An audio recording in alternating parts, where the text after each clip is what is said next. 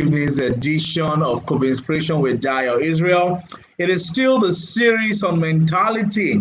We have 10 Sundays of speaking to men, and we've had different series, different session or editions of this Sunday. For example, the first Sunday that we have was with that was Pastor Agui Roku. We had Pastor Sam Oye. We had Pastor Funke Adejumo. And more recently, we had Pastor Wole Oladinyo. Today, we have another big egbo of mine, another amazing gentleman who is touching his generation and helping families to be able to build structures and to be able to build sustainable family structure, engineering families for the will of God. Tonight, we're going to be discussing about raising boys, because talk about mentality. The reality is that the men did not get to become a man in one day. They started from being boys, and many of the values that we carry as men are values that we have carried from when we were young as little boys. And so tonight we're going to be speaking about, raising boys or the boy child and helping them to transition into men. When I was growing up, my mother, of course, I lost my father when I was 11. So my mother, it was a huge task. We were largely boys, and it was a lot of work for us. So I know what it means to raise boys, And tonight we're going to be speaking to my guest for the day, Mr. Praise or Pastor Praise Fowowe. Egbo, it's so good to see you. How you doing, sir? Excellent. Praise Fowowe is my name. No titles. I'm so glad to see you, Dayo, and I'm so impressed at what you're doing. I'm so proud of you. Thank you, sir. Thanks for all that you do for this generation. Yeah. Thank you, sir. And we're going to hit it straight, because we have a lot we want to tap from you tonight, and we want you to help us. A lot of families are watching this, and we want to really get to the root of the issue. So please feel free to talk about anything or concerning the conversations that we're having. Let me start from saying, what do you think? What are the issues that you found out as relates to raising a boy child? What are the challenges? What are the cultural things that needs to change so that we can raise strong, godly men?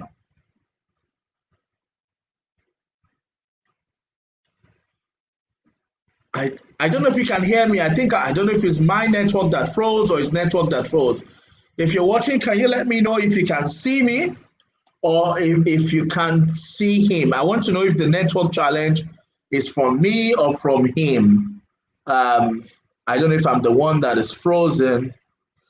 Okay, let's see. Okay, please let me know if I'm the one that is freezing. Oh, I think he froze, but is going to be back. Okay. Egbo, sorry, you froze. I thought it was me that froze, but it's good. So, Egbo, can you hear me? Yes, I can hear you live and clear now. Excellent. So what are the challenges that you have identified in working with families that affect raising boys and raising the boy child? Okay, thank you everyone listening to me. I think one of the greatest, I've been working with families in 19 years of my life. One of the first things I realized, especially working across different culture, is that when it comes to Africans especially, we do not seem to have a structured way of raising children, which is, if I compare it to a number of other cultures. So for example, the Jewish have a clear model of raising their boys. The Japanese have a clear model of raising their boys. The Indians have a clear model. And, but when it comes to us, it's based on emotion. It's not built on systems. Now, whatever is not built on systems, will be very subjective, and you cannot know what to expect at the end of the day. We say that systems are not emotional, because the moment the system is emotional, it's going to affect the final output. So the question now comes, how do we see a boy child in Africa? So what I've seen over time, in fact, generally, how do we see children? A child, for example, if you are the Yoruba person in Nigeria, the way you see children is going to be different from if you are Igbo, if you are Hausa, or various tribes. Now, when there is no uniformity in our perceptual code of who a child is, or a boy child is going to affect the way we raise the boys. So how were we raised? We were raised in a way that says girls must go to the kitchen, work with mommy, boys can go out and do whatever they like, sit with daddy. As a matter of fact, you hear the statements by our parents that, what that means is it cannot get pregnant. But they forget that it can impregnate someone, it can rape someone, right? So the training of a child, especially a boy child, is not intentional. The girl child is not also intentional. It's just that by default, we have found a way to raise the girl child to end up in someone's kitchen. That's the kind of training we give to the girl child. But for the boy child, it's not all about it. We just raise by proxy as it comes to us. But what we need to know, because what I noticed a trend in Africa, for example, when a child is born, we take him to church and we dedicate him to the Lord. Now, where did we copy that from? We copied it from the Jews. The Jews dedicate a child to the Lord, but the Jews have a 14-year curriculum that is intentional, what a child must learn from age 1 to age 14, which terminates at the Bat Mitzvah festival, where you bring your child to the community, lay your hands on your child, and say, "This is my beloved child in whom I'm well pleased," which means I properly raised him and I know exactly what to expect. But we dedicate a child to the Lord. There is no script, no system, no template. We just raise as we like. So a lot of boys never hear anything from their parents. They actually learn from what they see their parents do. So at the end of the day, the boy child is not going to hear anything about his sexuality from his father. He's not going to hear anything sexuality from his mother. He's going to hear what looks like rules and regulation. He's going to be beaten for what he doesn't understand, where we have not agreed on the punitive measures for different offense. In fact, there are times his father will slap him. He doesn't know why he's being slapped, right? And then he will be told to do things without explaining why he should not do those things, right? And which is why you realize that after a while, the boy child grows out of his parents and he begins to live a dual life. As a matter of fact, consistently, a typical boy child in Africa begins to battle with low self-esteem, not just in Africa, in fact, in other parts of the world, right? You see them consistently battling with low self-esteem, and once your esteem is taken, has taken a hit, what begins to happen is what manifests as drug use, what manifests as use of pornography, what manifests as all kinds of things that we complain about right now. But the question is, how was he raised? The basic question I ask parents is this: if I give your child, your boy child, to Boko Haram or ISIS, and I put that child in their hand, what after 18 years? Because parenting is an 18-year curriculum. What happens from igniting is your report card. If I give your boy child to Boko Haram, what would I expect after 18 years? Of course, suicide bombers is no brainer. Why would I expect suicide bomber? Because there is no other way. The grooming, the scripting, the development, the curriculum that is going to be deployed, the systems that is deployed will eventually produce him, the brainwashing will produce him to become a suicide bomber or a terrorist. But if we put the same child in your hand, what should we expect after 18 years? An average parent does not know. Third question: if we put Bill Gates in your hand today, will Microsoft emerge? The answer is no, because Bill Gates is going to be totally messed up. Microsoft will not be involved. If we put Mark Zuckerberg, who is a boy, in your hand, will Facebook emerge? Facebook is not going to emerge, because you are going to turn him into something else that totally contradicts who he is. Now, that presents a big problem. To now say, how many boy child do we have in Africa who actually have the potential to become bigger than Elon Musk, bigger than Bill Gates, bigger than Bill Gates, whose handlers have totally destroyed them, messed them up, that they are no longer in tune with who they really are. So something is wrong with the system that we use to raise our boys, and until we embrace an intentional system that begins with the end in mind and script a child in the direction that it should go based on the inherent traits and signal the child is sending, then we're going to keep having boys who are going to grow up and they're going to battle with drugs and what it is. So my also concern is a lot of families don't have fathers figures. So the fathers are not around, and it takes a woman, the mother, a single mother, to now raise the children, in particular the boys. How do the boys then find inspiration? How do they find help? How does that woman successfully raise a son? to become a giant and not a Bobrisky, Okay, with all due respect to him.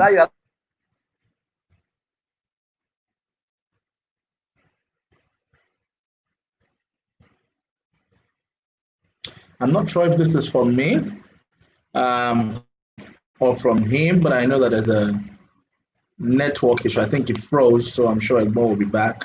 Just give us a few seconds. It's going to come back to us. I can see that I'm fine, and the network is from his side because I'm watching myself from the other system. So I think if you give us a second, I'm sure Mr. Fowowe will be back. He will join us back. So please bear with us. Let me kick him. Yeah. Please bear with us. He's going to join us back in a second. We're talking about raising the boy child, and it can be really challenging. Please feel free to throw in your questions. We'll be more than happy to take those questions and project them. Please ask your questions, parenting questions. It's very important. Please bear with us. Mr. Fowowe will come back to us now. Please bear with us. 21st century. This week is my free week on CovInspiration. After today, I have 5 days of doing no shows. I'm excited. Okay, so Mr. Fowowe is back. I have your question. Yeah, sorry, we lost you. I have like 5 internet modems around me right now. That's the problem we have in Nigeria. So I'm trying to say. Now, our world is becoming a single parenting world. What we need to begin to come to terms with is a sperm donor is not a father. Fatherhood is a role that comes with role description. Anybody that aligns with that role is a father. It doesn't have to have donated semen. The mistake we make is to keep trying to force people who don't have capacity to become father. As a matter of fact, to take responsibility. And what's that again? Yeah, they're trying to force people who don't have capacity to take responsibility. To take responsibility. So a father can be, the sperm donor can be at home. He's not even absent. He's home, but he doesn't have the capacity to raise a child. Right? These are the real issues. Because consistently, especially in the religious space, we have not defined the difference between a male, a husband, and a father. Where manhood is identity. Fatherhood and husbandhood are roles, and those roles are optional. That if you don't understand the role description and you are not willing to take responsibility, you are simply a human sperm bank. You have just donated semen to inseminate the ovary of a woman. Right now, if that's been the case, the woman now needs to find a father figure who can act in the stead of a father.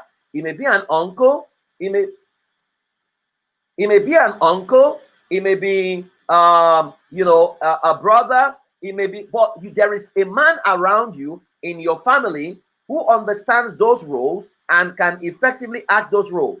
So you need to ensure that there's a father figure for your child who can provide modeling, who can provide emotional support, who can provide direction, who can provide support. A child must have that kind of figure in his life, right? So wherein the person who donated the semen is not available, I've been teaching a series every 3 a.m. called co-parenting, because one of the challenges we have is that a lot of divorce is going on right now. But if marriage has failed, people do not know that co-parenting must work, right? And we cannot bring the pain of a divorced marriage or a broken down marriage into co-parenting because it will sabotage the best interest of the child. I have researched the upbringing of Bill Gates. I've researched the parenting style that brought up Mark Zuckerberg. I've researched Jeff Bezos. In fact, Jeff Bezos is so interesting because his original father, the sperm donor, was not the person that raised him, right? And which means his father actually found another father figure for him. And if he had remained with his original father, Amazon will never have come to be, right? So it's important to find the person who is the best fit, wherein the sperm donor is not available and is incapable of being a father, and find a father figure for a child that a child can model, pattern his life after, that a child can draw inspiration from, who can give a child emotional solidity, we need to do that. And every woman who is a single parent needs to do that for the child. Okay. And well, quickly, can you move to this side a little bit? The people who are watching us on Instagram, they're saying half of yourself. No, the other side. The other side. Okay. More. Like this. That a bit more. A little bit more. Okay, let me No, no, no. let me. Does this work? A little bit more. A little bit. Yes, yeah, that's it. Yes. Okay. Absolutely. So we're like close to me. Yeah, you're very clear. And I'm sure they'll be happy now, those who are watching from Instagram. Yeah. So there's also the societal challenge. And you're very right, because for me, when my father died, the men were my pastors. So my mother would take me to my pastors, if I was, particularly when I started doing NGO activities and I was going to all this conference, I was doing human rights. My mother didn't understand what I was doing. Like, I want to face your books. You are going to go and join Ganifa in Mifemi Olisa Agbakoba and doing human rights. This boy does not understand. And when people buy you, what does those kind of pressure that they were under. And so, but she would go to the pastors and tell them to talk to us and all of that. But to the glory of God, we're able to turn out well, as to the glory of God. Now, the next question is, how do you fortify your sons from breaking under societal pressure? It's another thing, because society will say, don't cry, and it starts from when you are young. We're already shaped not to cry, not to be weak.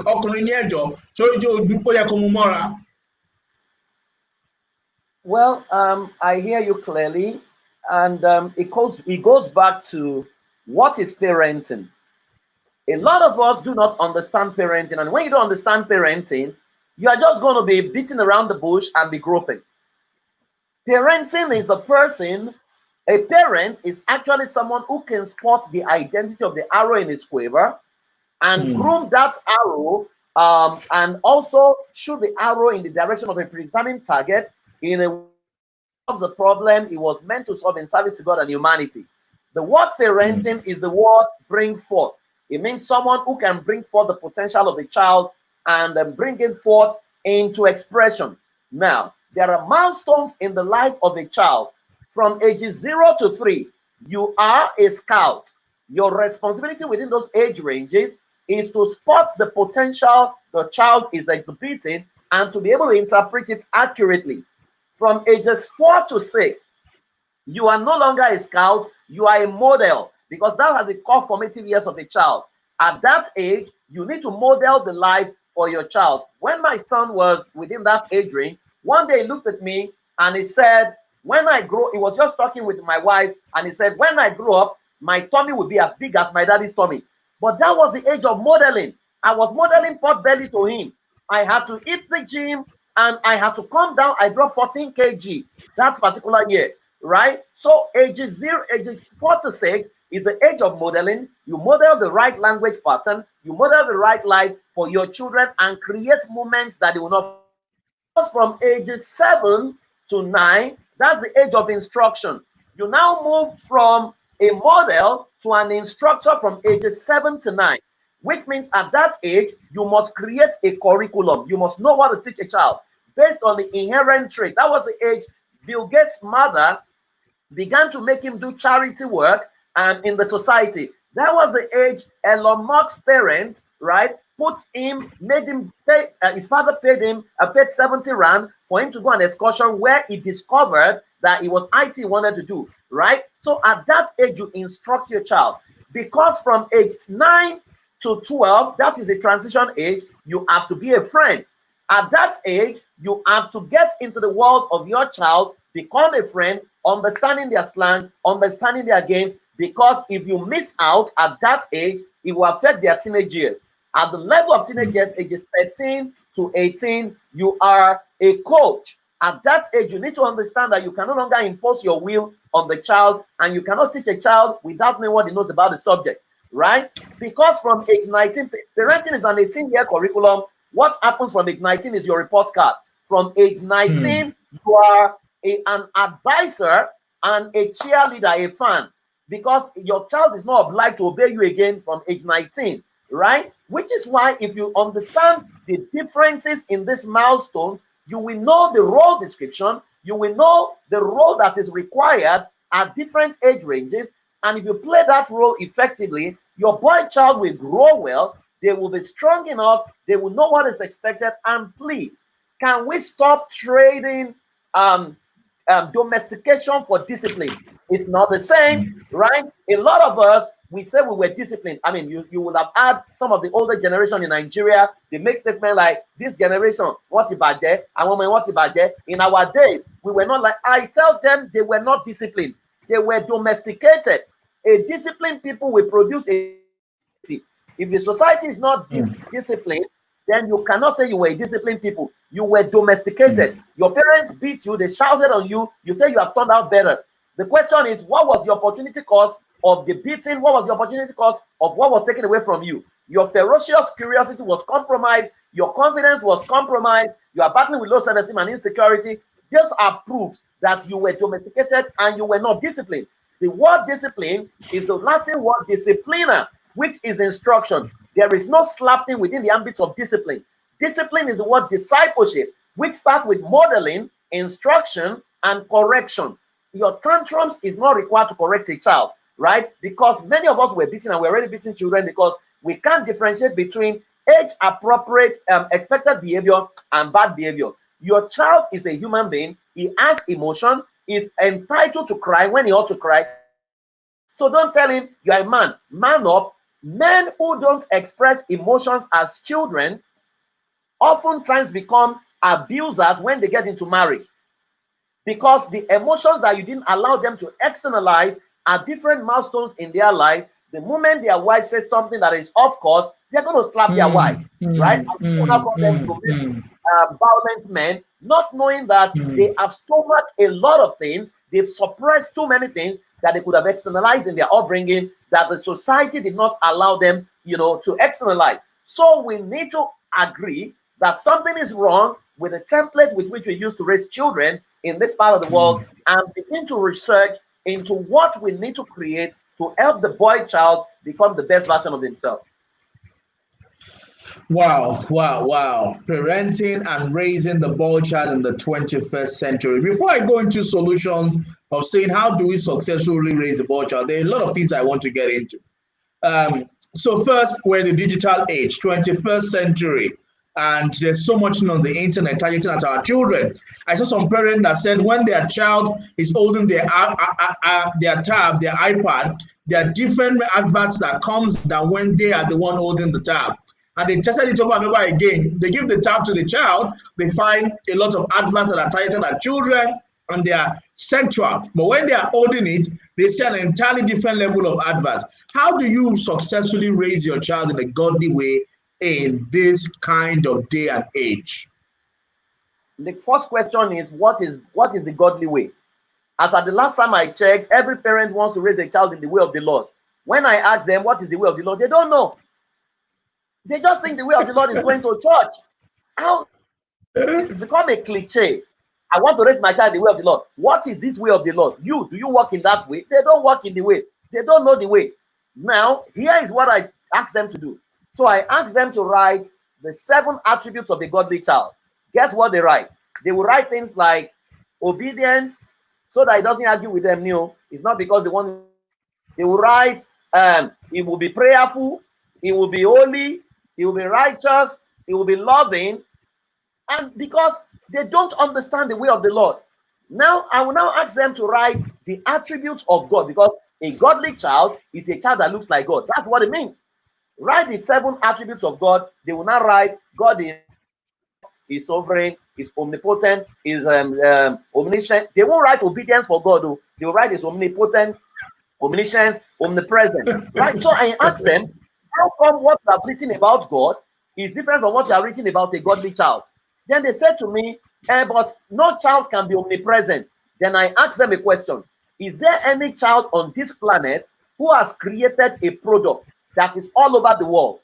Then they begin to look at me, because Coca-Cola is omnipresent. Mark Zuckerberg Facebook is omnipresent. Microsoft is omnipresent. Apple is omnipresent. Right? But your child is like the shark. You are the aquarium. The shark cannot outgrow the aquarium. The damage a lot of parents do to their children in the name of bring up in the way of the Lord. So the way of the Lord they understand is be an usher, be an holy police, so they can raise a child who is an holy police, who is very holy but very useless to his world. He has no direction, has no social relevance. He can't invent, he can't innovate, he can't think. All he does is pray, all he does is, and there's nothing wrong with that. But you need to match the competence of God with the character of God. I think as believers, we have overemphasized the character of God without the competence of God. So he's functioning as holy police, but it's not in politics. Someone who is a sinner will determine policy that will affect him. Even when he wants to go into politics, they will tell him, don't lose your solo, don't. So they strike fear into him and they move him and hold him bound within the four walls of the church, right? So parents need to review and revisit this. They are godly child.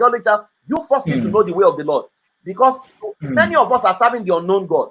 When you understand the way of the Lord, then you will raise a global icon. Then your child can be a scientist. Your child can be an IT professional. Right? That is serving God. Serving God is not what we do on Sunday, though. Serving God is what we do every day.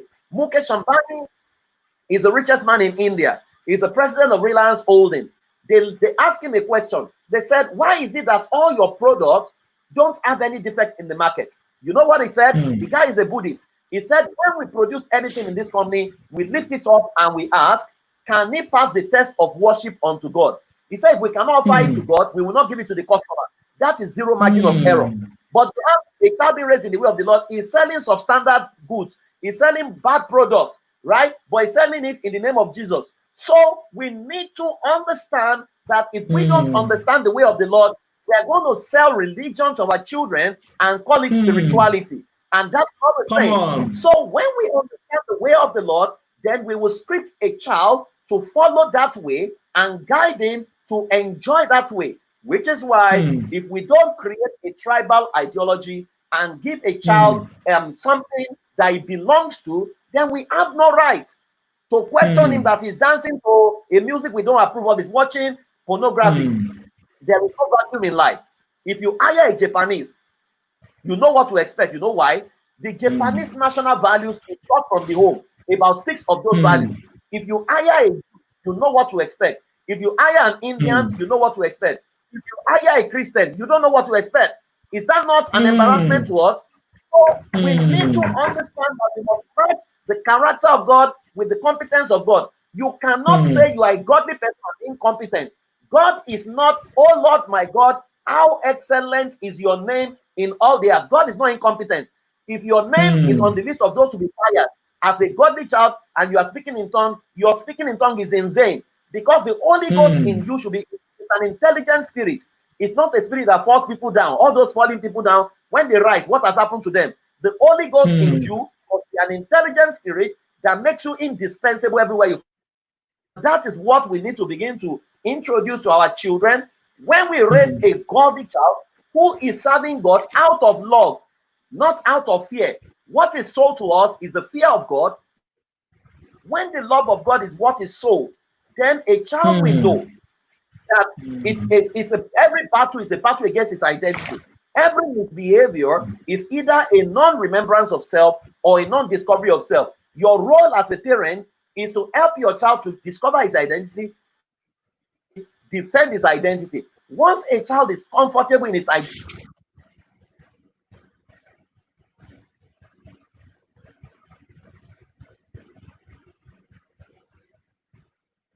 I think we lost Pastor Praise for a few minutes. I'm sure he's going to be back. Please bear with us. He's pouring out some things. He's pouring out things. We need to hear this, but please bear with us. His network must have ceased, but he's going to be back with us any moment from now. Sorry, guys. It's going to be. It's for if you're a parent and you're not listening to this conversation, then you're going to need help. You know, this is serious conversation. I'm learning a lot myself. There's a difference between the fear of God and the love of God. So it's not okay to just be raising our children in the fear of God. We must raise them in the love of God. You know, I think that was very instructive. What is the attribute of a godly child and what is the attribute of God? They have to flow along each other. The Pastor Praise is back. Gonna keep enjoying this. Thank you, sir. Please go ahead. Okay, I think what I've done. Can you hear me? Yeah, I can hear you, but I can't see you. I don't know what's going on. I had to log in on my phone and log out of my laptop. I don't know why you can't see me. I think on your phone, probably you need to activate camera. Can you see me? Okay, okay. Okay, please bear with us. Let him come out. The bargainer says, out of love, not out of fear. A lot of parents are building fear in their children. Reason why some of our youth run away from politics and reason why our country is growing in corruption. Perfect. I see you now, brother.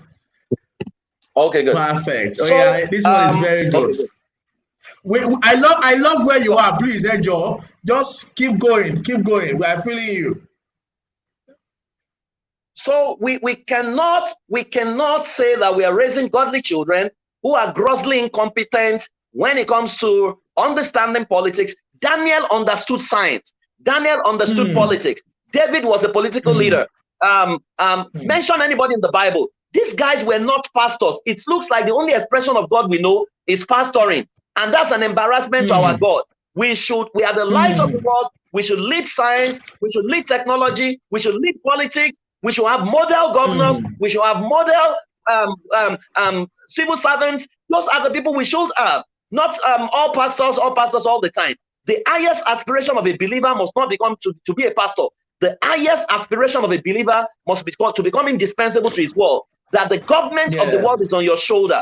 And this is the aspect and dimension of parenting we need to begin to understand and embrace and begin to raise our children to become highly intelligent people who, when they show up, the world cannot do without them. They understand science, they understand data, they understand analytics. Not people that every little talk you are talking to them, they are praising God, they are speaking Christianese. Those are not the people our world is looking for.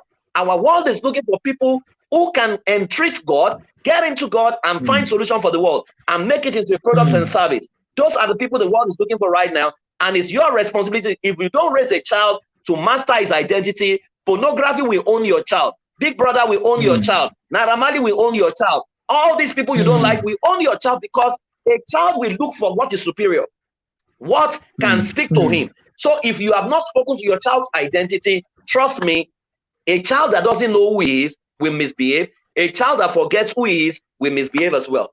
So enough of pornography. It's not the issue. The identity of a child is what is most important here. If you raise a child to embrace his identity and love his identity, naturally, he will know that pornography is beneath his personality. He will know that that music that doesn't make sense is beneath his personality. You won't have to bother and tell him, stop doing this. He knows that a king is not supposed to behave like a servant. And a king must not listen to the music of peasants. He knows, because if you tell Prince Charles today, Dayo, and tell Prince Charles that one of the ways to serve God is to clean toilets, that to clean toilet and to roll on the floor is to serve God, he will not listen to you. You know why? His brain cannot process that instruction. He knows it's a royalty. So he cannot be sweeping floor or be washing toilet as an expression of serving God. He will not listen to you. But to a people whose esteem is battered, that will make sense because they don't understand God.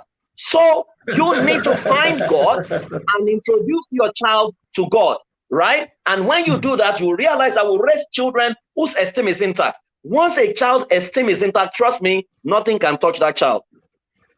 Please don't forget to move to this side. Because the guys on Instagram, yes, perfect. And boy, you are shaking the table, and you need to shake that table very well.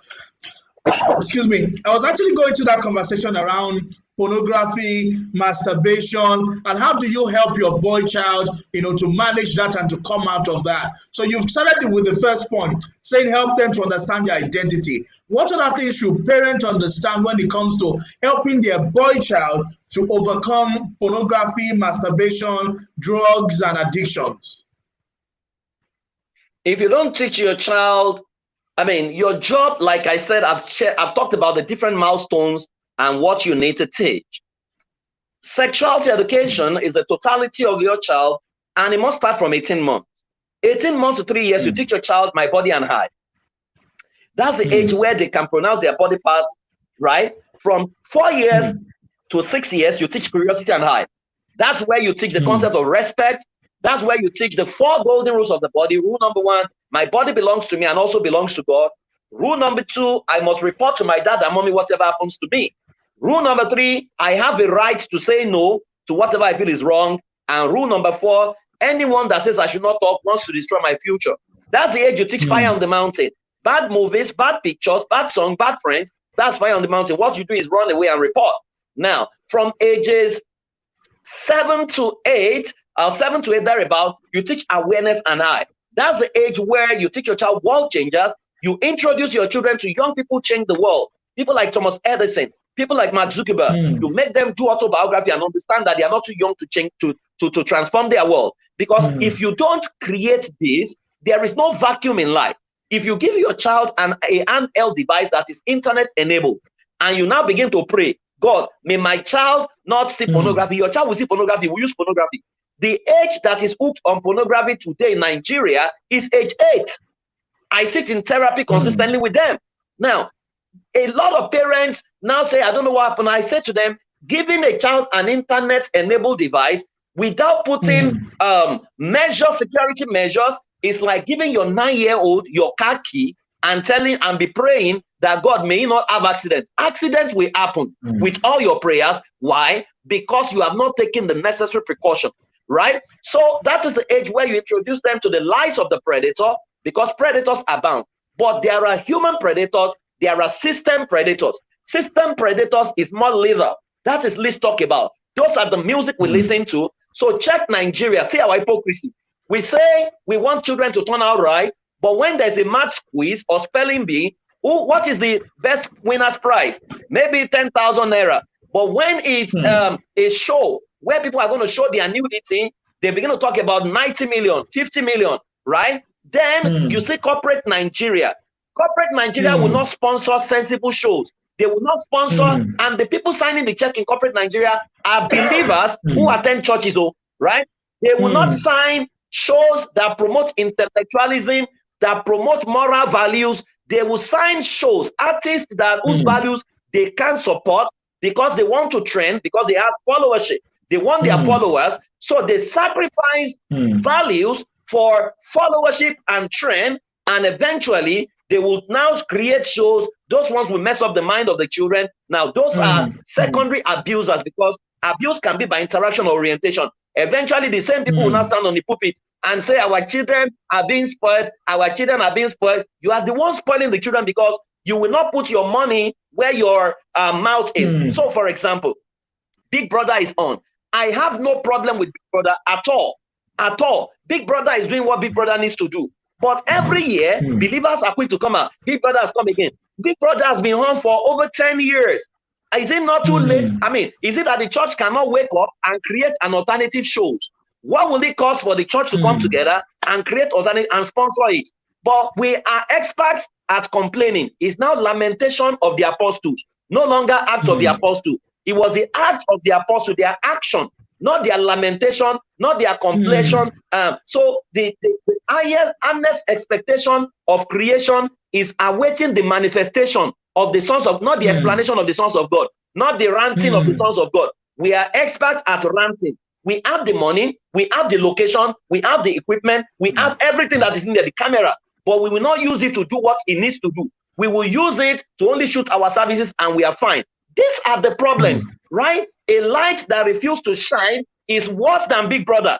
And these are the things we need to begin to look at and begin to situate it and say, what exactly is going wrong here? If we don't create superior alternative content, We have lost the right to complain about darkness that is shining, right? Because light must overpower darkness.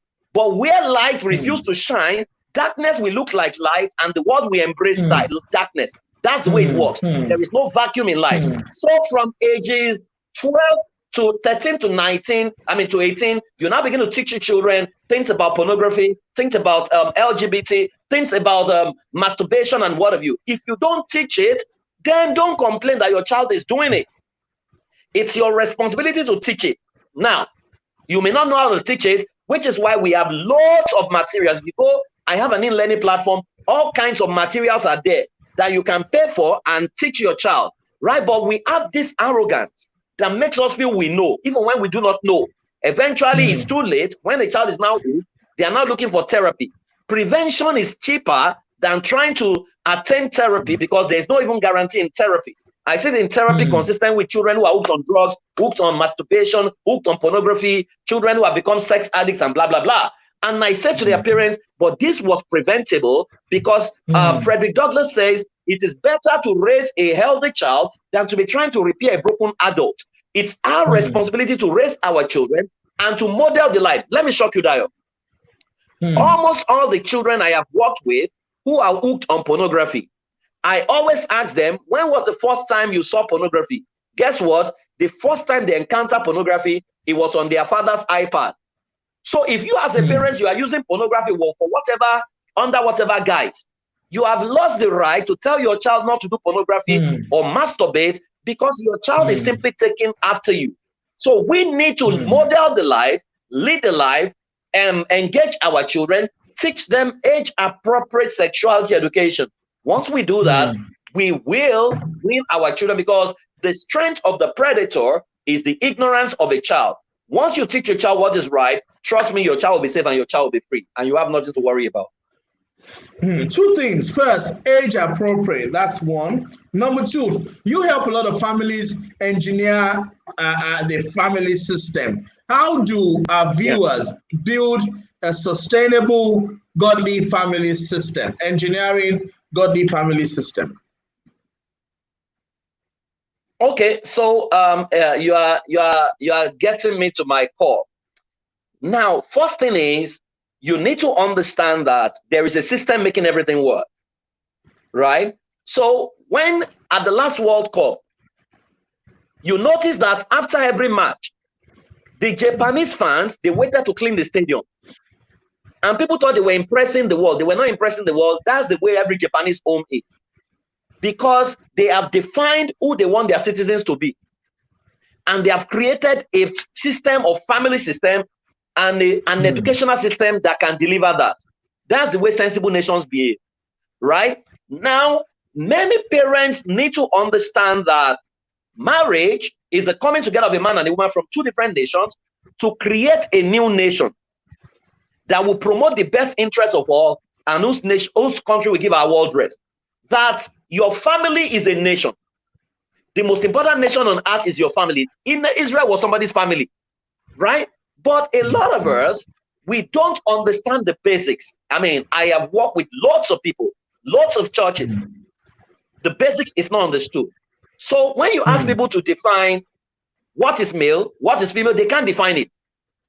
When you ask them to define what is husband, what is wife, they can't define it. What is father, what is mother, they can't define it. Unknown to them, however, every family plays a formation. Every family operates a governance system, whether it's autocratic, democratic, team-based, servant leadership, you operate it. Now, you need to come to terms with the fact that you don't know. And you now come together to a table to say, based on the two of us, how do we come together and build a family system that can transform our world? So you need to create a family governance system. There's an entire course, but it takes me about 4 hours to teach that, right? But beyond that, give us a summary. What is our family vision? Are you aware today, Dayo? If you ask husband and wife to write their family vision separately on different sheets of paper, they cannot write the same thing word for word. The moment you and your husband cannot write the same vision word for word, you have no vision. It means there's division in that home already. You love yourself, but you're going to be trying to achieve your goal through different means. If you come into my house and open my door, the first thing you will see on the wall, you have been to my house, is our family vision and our family values. It's there on the wall. If you're going to live in my house for 72 hours, we run you through an induction program on how my family runs. We are very deliberate and very intentional about it, right? So you need to create your family vision, family values. Then you need to create what we call your family constitution, because your family cannot be dependent on your emotion. A lot of us are badly behaved, right? But nobody can call us to order. So you need to take time to create these things. Then there is what we call the family system, about 9 of them. The governance system is one. The communication system is one. You need to agree on this milestone. The educational system of the family is another. The recreational system is another. The security system of the family. Please? Can you please list those family systems? And please, sorry, I can't see your question. Can you please repost your question and we would ask? But please list the system for us. Please do all this now. Okay, so you have the governance system. That is the system that governs the style of government you have in your family, right? Whether you are practicing autocracy, whether you are practicing democracy, whether you're practicing team-based leadership system, whatever it is, that's the system that governs it, right? Then in that system is where you have your family constitution, that's where you have your family vision, and that's where you create your family values in that particular system. Now, outside of that, you now have your communication system. Your communication system is the system that governs how you talk to people in your family. Now, what's your communication style? What's your communication clue? Is it we're just going to talk to ourselves anyhow? Or is it royal communication? You know, that needs to be clearly articulated and agreed on. Number 3 is the educational system of your family. Now, there's what we call the curriculum of the family, which means you ask the question, how do we want our citizens of this family to think and to behave? And who do we want them to become? So you need to create a domestic educational system that is peculiar to your family, right? And script your curriculum, or what we call a subject that is peculiar to your family. So for example, everybody reads in my family. So when parents say to me, our children don't read, I don't understand what they are saying, because my children read, because they met us reading. We have gadget time, we have no gadget time, we have book time and all these things, right? So you need to create the educational system. Then the economic system of your family, which says that when there is recession, can your family system stand the test of time, right? Or your family system cannot stand the test of time. You need to intentionally create this. In the economic system is where we talk about the family oil. What that means is there is something that is feeding your family right now, is the family oil. The goal of the family oil is not to feed your family forever. The goal of the family oil is to create non-oil dependent economy, that when the oil dries, your family is not in crisis. Nigeria discovered oil, Dubai discovered oil, but Dubai created a non-oil dependent economy. Nigeria is still living on oil. When oil dries, we're going to run into trouble. Is a model of the kind of family system most people run. Now, you have the healthcare system in your family, which is where you ask, do you want preventive medicine or alternative medicine, or what kind of medicine do you want? So, for example, our children, we win them away from fizzy drinks simply by creating pineapple juices, right? So these days they do more of fruits than they ask for fizzy drinks, right? So that's your healthcare system that you need to monitor everything you eat. The father of modern medicine, Hippocrates, says that your kitchen is either a pharmacy or a mortuary. If you understand that, then everybody should be interested in what goes on in the kitchen, whether you're a man or you're a woman. Everybody should be able to cook within the family. Now you have the security system. Your security system is what governs your immigration process in your family. To say that you do not give people permanent residence in your family without testing their values through visiting visa, right? Because you are bringing someone from your village, you say it's your younger brother, you don't know whether he does porn. If you bring him to your family without creating an intentional system, he may mess up your family. But that is also where we talk about what we call domestic terrorists. A domestic terrorist is anyone who creates trouble for you or your wife. That is a domestic terrorist. And we do not negotiate with terrorists, we deport terrorists, no matter who they are. That your territory is your territory. and nobody can come and impose themselves on your territory. You are the president, your wife is the vice president, right? And whatever you say is what your wife has said. So your siblings cannot come and impose themselves on your wife, right? So we say that your entry system must not be porous, because if your entry system is porous, it can affect your children without you knowing. Then we have the recreational system. The recreational and the relaxation system of the family is the system that governs how we rest and how we relax. And part of that includes our prayer. And what we say in there is that your relaxation or your entertainment must not negatively affect your neighbors. So, for example, if you want to pray in the morning, you must pray in a way that your neighbor is not affected. You might assume that morning is your morning. Your morning might be your neighbor's night. If your neighbor is a medical doctor, is just coming back from work, your morning is his night. So you cannot be shouting, "Good morning, Jesus, good morning." You are the one that wants to pray, not everybody, right? So you need to keep your mouth shut and pray within the ambit of your home. Now, these are systems that if I have to take people through this, when I work with families on family system, it takes me 1 year to help them build an intentional system, right? Because you need to put all these systems in place. Without putting all these systems in place, we are joking. The family determines the society. So Africa is big on big men. Africa is very small on systems. America, UK is very huge on systems. You don't talk about big men in the United Kingdom. You live there, you know. There is no big manism. It's about systems. The train will not wait for you, no matter whether you are the prime minister. Once it's time for the train to move, it's going to move. It's no respect of your person. Here, someone can grant an entire plane for 1 hour and delay it because it's a government official, right? It's a demonstration of the kind of family system we run. We run a family system where daddy is like a Amadioa. He's the lion of the tribe of the home. Nobody can question him. He's the unkillable killer, unquestionable questioner. That's who daddy is, right? So as long as we have those kind of daddy, then when we have them in government, I tell people, everyone that is rigging election has been rigging from his family. A man drinks. His wife says, "Sweetheart, stop drinking." He refused to listen. 3 children says, "Daddy, stop drinking." He does not listen, which means in his family, 4 people were against drinking. He was the only one that was for drinking, but he kept drinking, which means he won the election. 1 was greater than 4 in his family. When he gets to National Assembly, 4 will be greater than 19.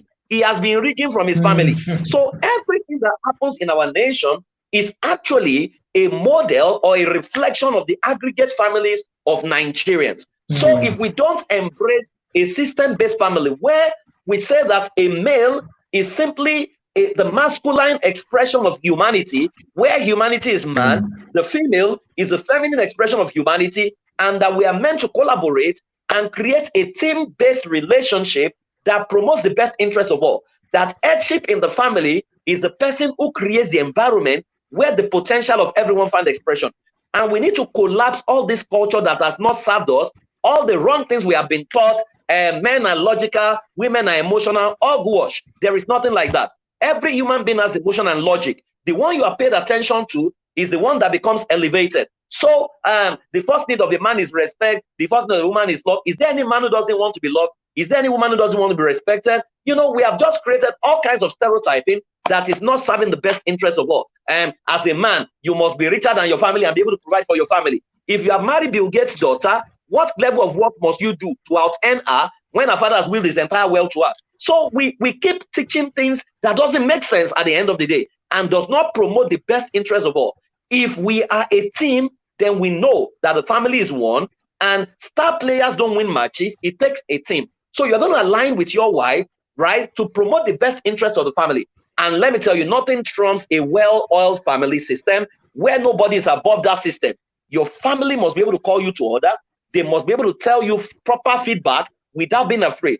The moment you are in a family where for your wife to talk to you, she has to do sign of the cross.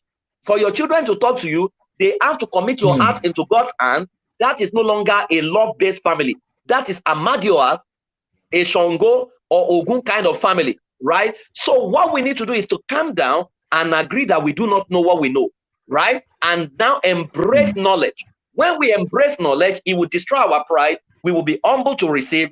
And once we begin to receive a system-based family and begin to implement it across board, our society becomes heavy on system, low on big men, right? And our nation will totally change. I think this is the future of Africa, and this is what it takes to transform Africa.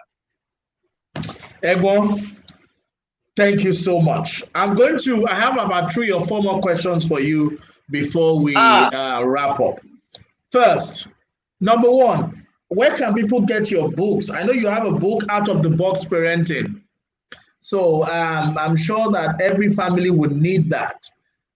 Where can we get your books? Number 2, of course, these are the general ones.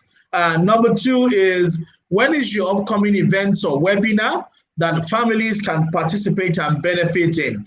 I'm sure that you have events and trainings where you can help family to engineer a system in their families. Please also share that with us. Then my core question on the topic is, what do you call or term whiskey parenting? So, okay, what is whiskey parenting? How do we raise whiskies? Thank you, sir. Okay, Dayo, thank you very much for that question. So let me take it from the first one. My book is on Amazon. You can get Out of the Box Parenting on Amazon. You can get it on Okada Books if you're in Nigeria. But if you also send us a mail, if you send the mail to info@iampraisefowwe.com, info@iampraisefowwe.com, someone will respond to you and they can deliver the book to you wherever you are. Now, fortunately, we created the only certification program that exists in Africa at the moment, and many family life professionals in Africa now take it. Dayo, it will interest you to know, among all the universities in Nigeria, there is no single university that offers a course on family science. None. The only course on family science that exists was the one we created after 11 years of research. So if you want to raise a proper family, or you want to work with families, if you go on my e-learning platform, school.iampraisefowwe.com, school.iampraisefowwe.com, there are so many courses there that you can take. School.iampraisefowwe.com. You can go there. The one I would recommend the most is a Family Systems Engineering Certification Program. That is if you want to work as a family life professional, but if it's just for your family, there is a family governance there. There's a creating a user's manual, all kinds of courses, Out of the Box Parenting Coaching Program. All of them are there on that site. You can avail yourself of that. Now, let me now talk about whiskey parenting, scripting a whiskey. Now, I did a research, Dayo, and I was shocked to discover that the same parenting, because I wanted to know how Bill Gates was raised, how Mark Zuckerberg was raised, all these top people, how were they raised? So I began to research, and I realized that almost all of them were raised using the same template. It was no longer a coincidence. It didn't make sense to me that these guys were raised using the same template. So it was from there we realized that the problem Africa is in crisis is because we don't have an intentional system that can help people parent a child and script a child properly. That you can actually observe your child, create a script, and produce a child that you're going to be proud of. That many of us, we are raising children who are going to be better than their mates, even if they are going to be an embarrassment to their work. You lived in the UK, Dayo. You have seen the Indians collaborate to take over, to buy up an entire area in the UK. You have not seen them collaborate to own places. I went to Canada. I noticed that many of the places in Ontario were owned by Indians. So I asked the head of Indians, how do you guys do it? Your people come in here and they settle so fast. And he said to me, when our people come in, we give them a loan that enables them settle down and they can pay it back in 7 years, right? Wow. I noticed the same with the Jews. I noticed the same with the Chinese. Africa are running away from themselves.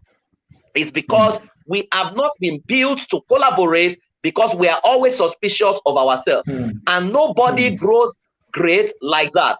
In fact, in studying Mark Zuckerberg, Elon Musk, and all of them, one of the things I realized was that their parents were all intellectuals who opened up their mind, and they all had a system in place that they used to raise them. So, and I chronicle all the systems in place. So, for example, there were 7 basic templates that was used. Number 1, they say show your kids responsibility by modeling working for yourself or others to them. That was one that they all passed, right? Number 2, they said provide security for your children because it enables them take risk. Number 3, they said discover what your children are interested in and let them follow their art. Number 4, set limitation together and follow it together. Number 5, they all said that they don't beat their kids, right? What they do is to question creating a perceptual code. I saw all these templates and I realized that it's something that we can replicate. So what we have done with Whiskey Parenting is to create a bouquet wherein in 21 days, parents can actually heal from their pain.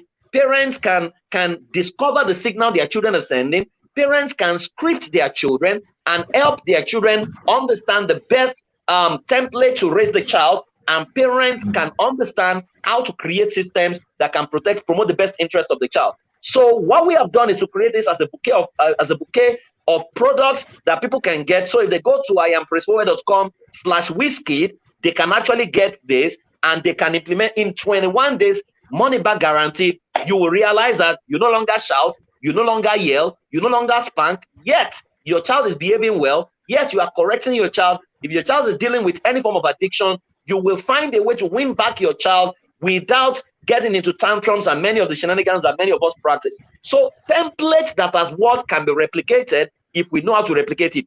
The question I asked when I started this, if Bill Gates were to be born into your family, will Microsoft emerge? The answer is no.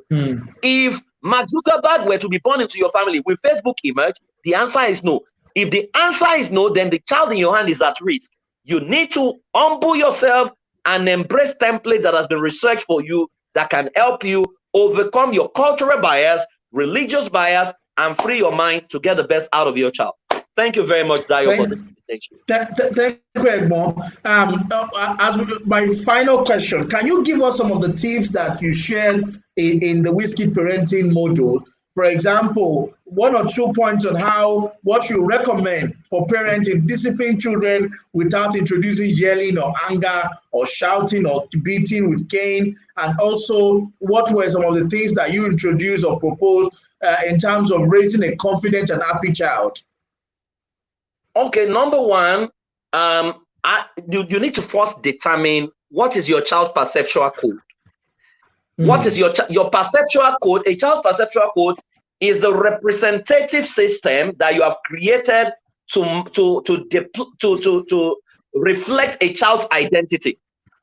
So, for example, if you have agreed that your child is a royalty or your child is a diplomat, the question is, how do you respond to, how do you raise a diplomat? How do you raise a royalty? And how do you correct a royalty? I have never seen a place where Queen Elizabeth slapped Prince Harry or slapped Prince Charles. It doesn't work, right?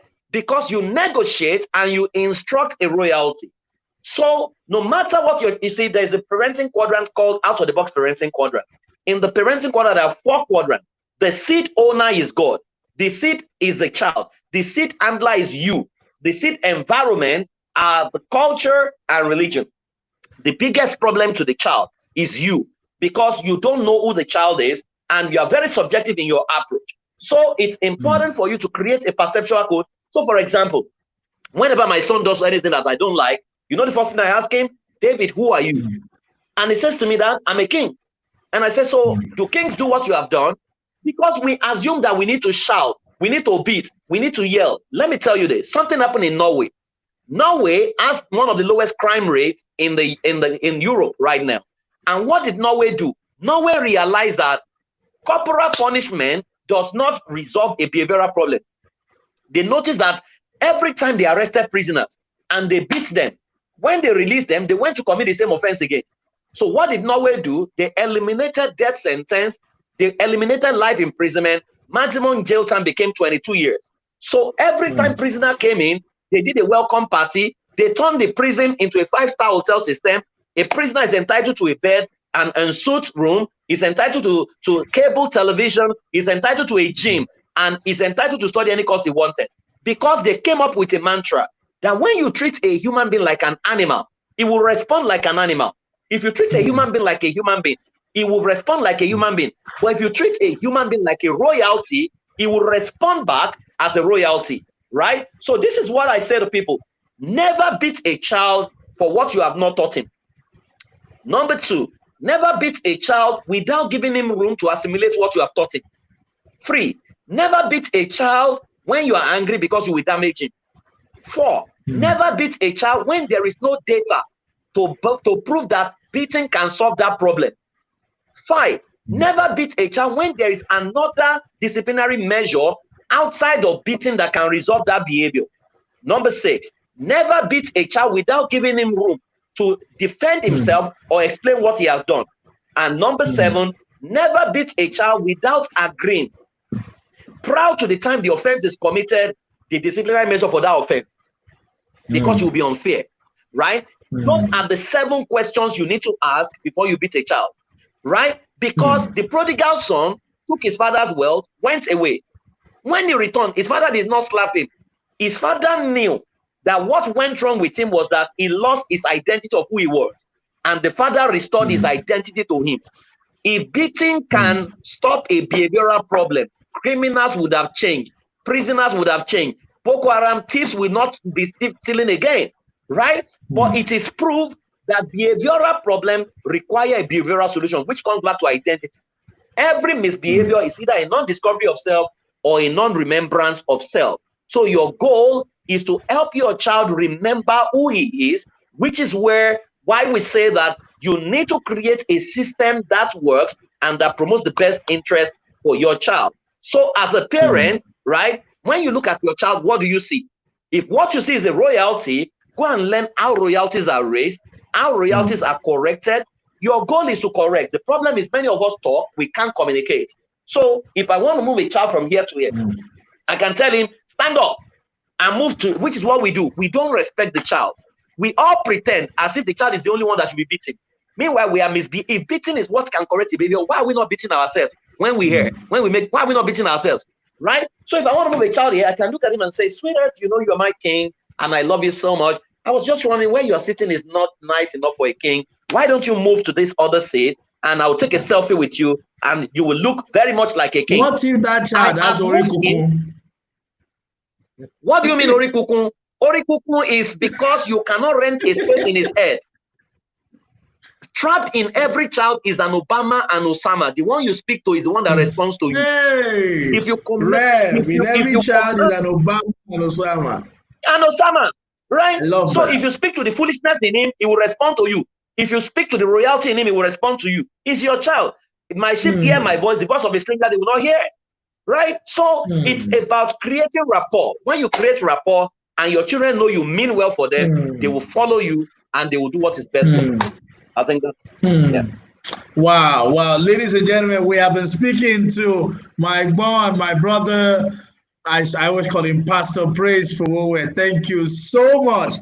I think my takeaway in particular is that in every child, there is an Obama and an Osama. It's about the one that you are speaking to. When you treat a child like royalty, it acts like royalty. There's so much. My page is full. I've even written it down. I'm going to cut a lot of the piece, into small videos and send out and put on Instagram and all of that. It's been very inspiring. Thank you so much. Because many times we focus on fixing the man. We're trying to talk about how to end corruption. Our fathers today are already entrenched.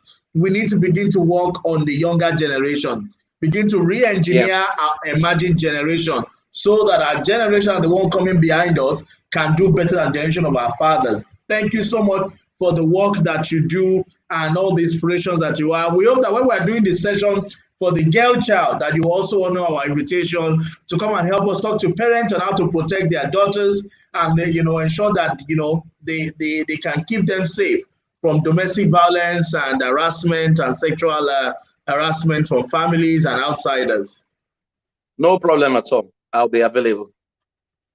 Thank you so much. Ladies and gentlemen, today has been another interesting Sunday with Praise Fowowe on raising the boy child. In every child is an Obama and Osama.